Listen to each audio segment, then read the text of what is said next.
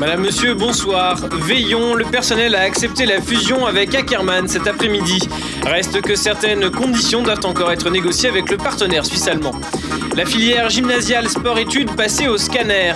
Premier constat, les élèves sont satisfaits même si leur avenir de sportif professionnel est loin d'être assuré. C'était vide-grenier samedi à la place de Milan, un débarras général qui a permis à certains de se défaire d'objets inutiles et à d'autres de trouver leur bonheur. La valeur n'attend pas le nombre des années. Alexandre, 12 ans, tenait son propre stand. Le troisième vide-grenier des quartiers Sougar et Cours s'est tenu samedi au parc de Milan. L'occasion pour certains de se débarrasser de vieilleries, pour d'autres de se faire de l'argent de poche. Et les poches d'Alexandre, 12 ans, sont grandes puisqu'il cartonne depuis 3 ans. Le chaland n'a d'autre choix que de jeter un coup d'œil à son étalage, comme l'a constaté Sylvia Garcia. Madame, vous avez des enfants? Des petits-enfants? Ils ont quel âge? Salut, je m'appelle Alexandre, j'ai 12 ans, je suis au vide-grenier, je vends tout ce que j'ai en trop, puis ce qui est en trop à des amis à mon père.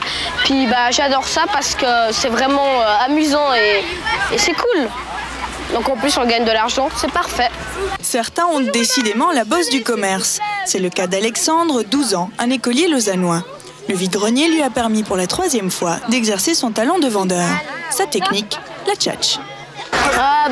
Dès qu'on en voit un passer, ah bonjour madame, comment allez-vous? Vous avez un enfant? Ah oui, il a quel âge? 5 ans.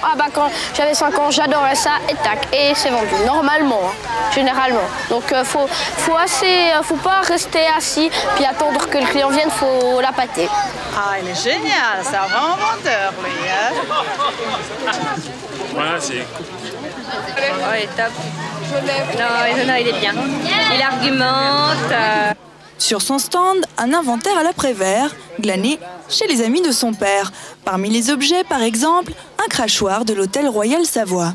À côté, j'ai des trucs vieux, par exemple une mallette avec dedans un espèce de truc pour écrire pour les reporters. Puis de l'autre côté, j'ai des jouets pour enfants, des cassettes, vidéos, Pokémon, enfin machin quoi.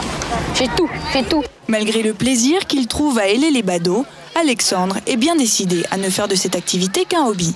Ça pourrait me plaire, mais non, parce que là c'est la brocante, il y a tout le monde qui vient. Mais si j'ai un magasin d'antiquaire, il y aura beaucoup moins de gens qui viennent. Parce que moi, j'aimerais plutôt faire avocat plus tard. Et à ce rythme, Alexandre pourrait bien se payer lui-même ses études.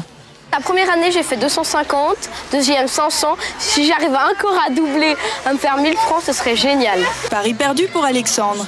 Il n'y a toutefois pas de quoi rougir. Ce ne sont pas moins de 700 francs qui sont tombés dans sa crousille. De quoi tenir jusqu'au prochain vide-grenier. C'est très honorable. Et justement, le prochain vide-grenier, Alexandre, c'est le prochain vide-grenier, c'est déjà fixé. C'est au 12 juin de l'année prochaine. Après 43 ans de